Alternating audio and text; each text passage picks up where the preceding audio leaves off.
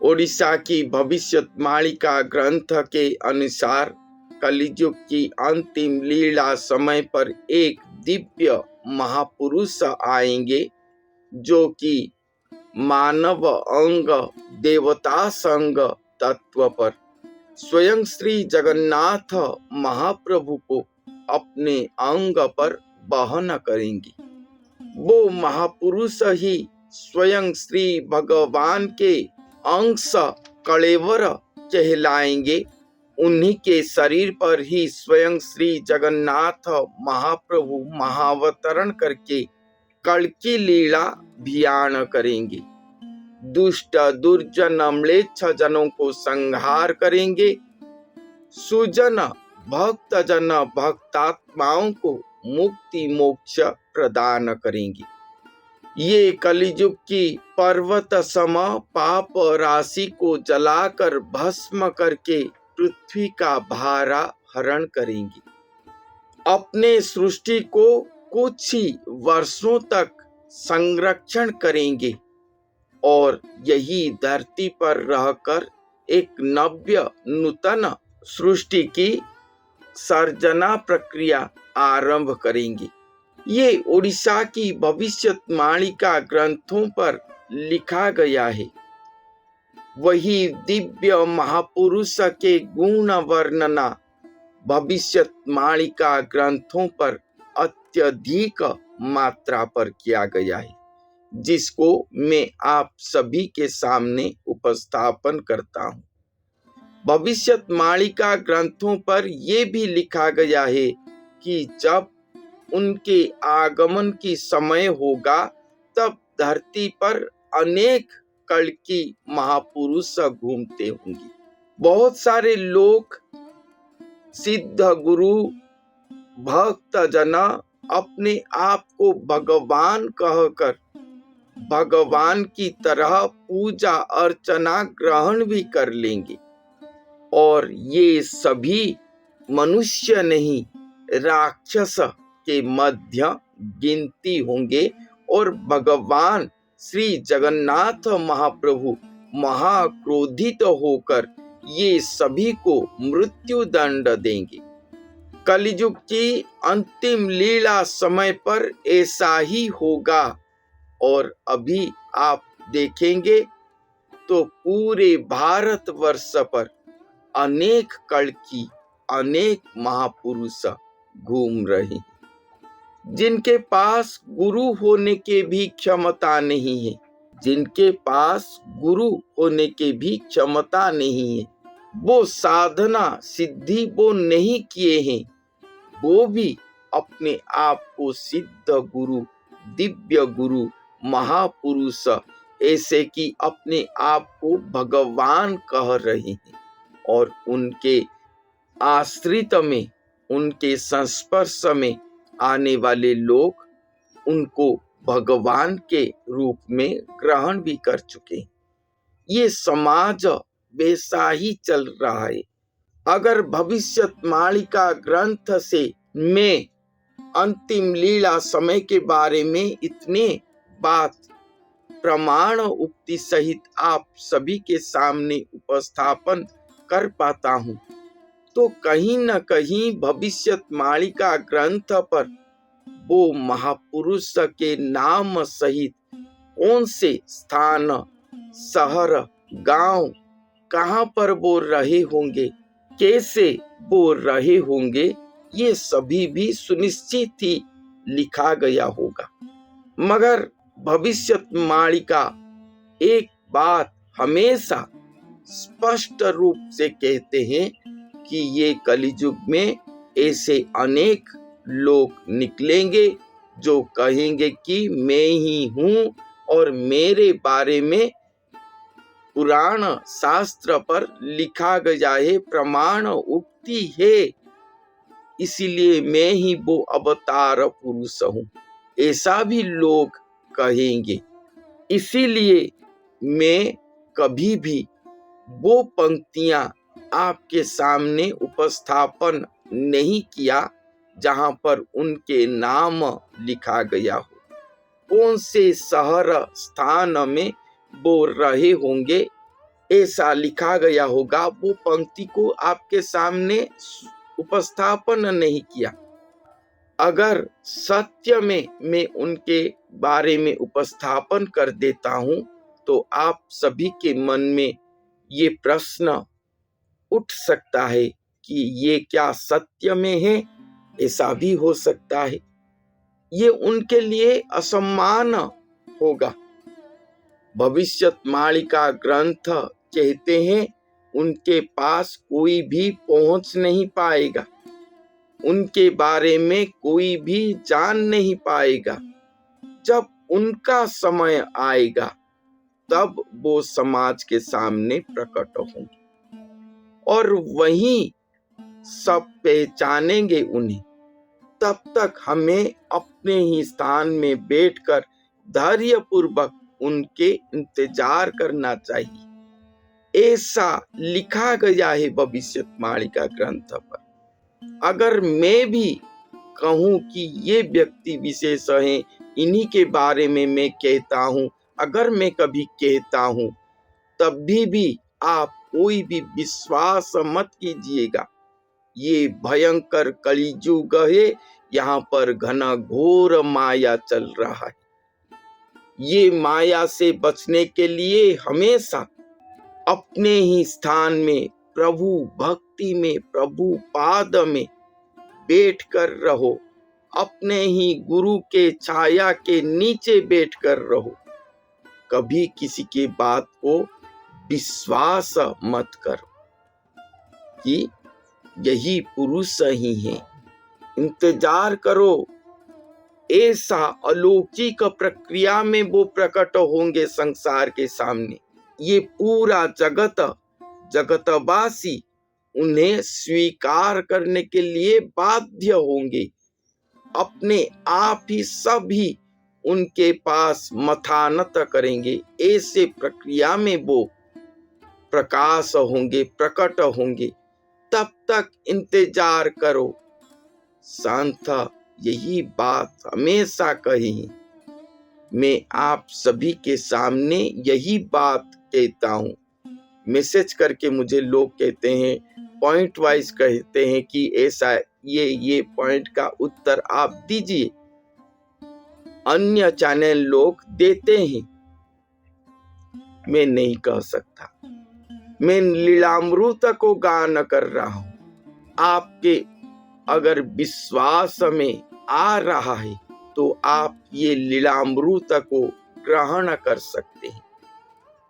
मैं फोर्स करके आपको नहीं कहता कि आप मैं जो कहता हूं ग्रहण करो, मैं नहीं कहता। इसको जो मैं कह रहा हूं, इसको केवल आप श्रवण करो। भक्ति प्रेम का निदर्शन में एक भक्त, एक गुरु स्वरूप कितने ऊंचाई तक जा सकते हैं। भगवान भक्त की प्रेम पर कौन से लेवल तक आ सकते हैं। भक्त भगवान के मध्य रहे, यही लीलामृत को तो ही मैं वर्णन कर रहा हूं। ऐसा एक लीलामृत कलियुग की अंतिम लीला समय पर सृष्टि होगा, जो उड़ीसा की भविष्यवाणिका ग्रंथ पर वर्णन किया गया है। जो लीलामृत में भक्त और भगवान दोनों ही हैं। तो ये लीलामृत को वर्णन करते हुए ये गाथा बारंबार रिपीट ही होगा, ये सुनिश्चित ही बात है। नहीं तो कैसे कोई समझेगा इसे। मगर हर भविष्यवाणिका की पंक्ति में कुछ नवीन नूतनत्व वर्णन है। वो महापुरुष के बारे में, स्वयं भगवान के बारे में। उड़ीसा की भविष्यवाणिका ग्रंथ कोई एक संत की नहीं है। लगभग 8-10 जन संत ये सब लिखे हैं। उड़ीसा की नाना स्थानों पर बोल रहे थे। उस समय टेलीपैथी नहीं था। शून्य निर्देश क्रम पर उनको जो आया वो सब वही लिखे। और अभी जब ये पुस्तक के रूप में जनसमाज के सामने आया, सभी को हम एक कर दिए।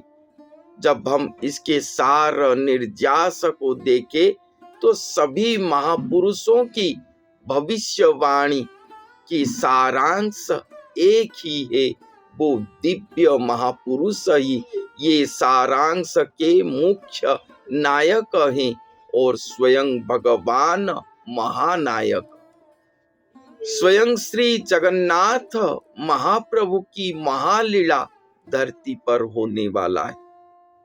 हम जिन्हें इस जगत का पालन करता सर्वे सर्वा कह रहे थे, श्री कृष्ण प्रभु, श्री नारायण प्रभु को, उनके ऊपर भी और कोई हैं जिनसे वो खुद सृष्टि हुए हैं। वही सृष्टिकर्ता की आगमन होगा, ऐसा वो लिखे हैं भविष्यवाणिका ग्रंथों पर। सभी संत जन एक ही बात लिखे और उसके साथ ये लीला के समय पर समाज पर क्या चलता होगा, मनुष्य नर नारियों की आचरण क्या होगा, घर संसार के लोग कैसे होंगे, आध्यात्मिक जन कैसे होंगे, मुनि ऋषि भक्त जन कैसे होंगे, देश विदेश की अवस्था कैसा होगा, जलवायु कैसा रहा होगा, सभी के बारे में लिखे हैं। अगर ये सभी बातें सही हो रहा है, एक एक करके सच हो रहा है, तो ये जो लीलामृत सभी के अलक्ष्य में रहा होगा, ये क्यों गलत होगा? अगर आप लॉजिकली देखें तो यही प्रकृष्ट समय है वो दिव्य महापुरुष के महाआगमन की। सभी को इंतजार करना चाहिए और अपने आप को आध्यात्मिक भक्ति चेतना में निपुण करना चाहिए। घर पे रह रहे हो, ऑफिस जा रहे हो, काम कर रहे हो, जो भी करो, मगर अपने संस्कार, भक्ति पथ, प्रभु प्रीति, प्रभु प्रेम की पथ, इसको त्याग मत करो।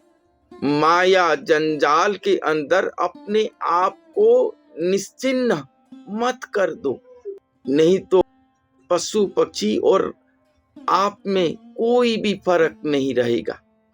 वो भी अपने दिमाग लगा के अपने लिए गृह निर्माण करते हैं, अपने लिए आधार आहार सब कुछ संचय करते हैं, अपने संतान को भी जन्म देते हैं, उसके पालन करते हैं। हम मनुष्य थोड़ा दिमाग वाले हैं, बड़े बड़े घर करते हैं, नौकरी करते हैं, कारोबार में जाना आना करते हैं और अच्छे चीज खाते हैं, बस वही जीवन। फर्क क्या है? कुछ भी नहीं। वही सर्वश्रेष्ठ प्राणी होकर रह गए, मनुष्य नहीं बन पाए। मनुष्य मतलब अपना मथामणि स्वयं श्री भगवान, उनके श्रीपाद में लीन होना, उनको पहचानना, अपने जन्म की कारण को पहचानना और आत्मा की लक्ष्य को पूर्ण करना, श्री भगवान के श्रीपाद पर जाकर लीन होना। जो यही पथ की यात्री बनता है, वही प्रकृत में मनुष्य कहने की योग्य होता है, नहीं तो बाकी सब सर्वश्रेष्ठ प्राणी, एक पशु, बस वही है। इसीलिए अपने आप को भक्ति के पथ में लो। बहुत छोटा है ये मानव जन्म हमारा, ये कलियुग में बहुत छोटा समय है। इस समय में हम अत्यधिक साधन सिद्धि करके आगे नहीं जा पाएंगे, मगर नाम महिमा, रूप ध्यान, स्वरूप को ध्यान करना, आत्मसमर्पण करना, इससे वो लक्ष्य भेद अति सहज में यही छोटे जीवन के समय के अंदर हो सकता है। प्रयासरत होना चाहिए। बस यही तो मैसेज है परोक्ष में उड़ीसा की भविष्यवाणी ग्रंथों से। सभी को यही मैसेज है। अगर वो महापुरुष आए हैं, स्वयं भगवान के आगमन हुआ है, और अगर वो महाप्रकट होकर हमारे सामने आते हैं तो हमारा जीवन अहोभाग्य हो जाएगा। हम अपने पात्र को, अपने मन, आत्मा, हृदय सभी को पवित्र कर पाए होंगे तो हम उनके चरणाश्रित होकर उनके सेवा में लग पाएंगे। अगर हम नहीं हैं तो हम क्या करेंगे? वो आएंगे, उनके दर्शन मिलेगा, सब कुछ होगा, मगर उनके कोई भी काम पर हम नहीं लग पाएंगे। नहीं आए, ये वाक्य सब मिथ्या हुआ। अगर आप ऐसा सोचते हैं तो फिर क्या हुआ? भगवान के आश्रित हुए, उनके नाम उच्चारण किए तो फिर से हम भगवान के श्रीपाद पर लीन होने के लिए फिर से मानव जन्म पा सकते हैं। दूसरा जन्म पर यकीन मत कीजिए, यही जन्म में प्राप्ति करने की कोशिश कीजिए। क्या पता दूसरा जन्म क्या होगा। इतना कलिजुग की पाप ताप में हमारा अवस्था अब ऐसा है, मन इंद्रिय की अवस्था ऐसा है, एक क्षण हम स्थिर नहीं हो पाते। कल अगर फिर से जन्म लेना पड़ेगा और कुछ दिन बीत जाने के बाद, तब कौन मिलेगा हमें? और कितना पतित होकर हमारा मानसिकता रहा होगा।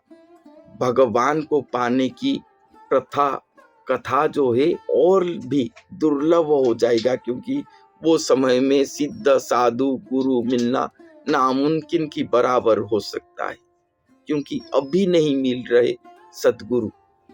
वो समय क्या मिले? इसीलिए समय को अपचय मत कीजिए।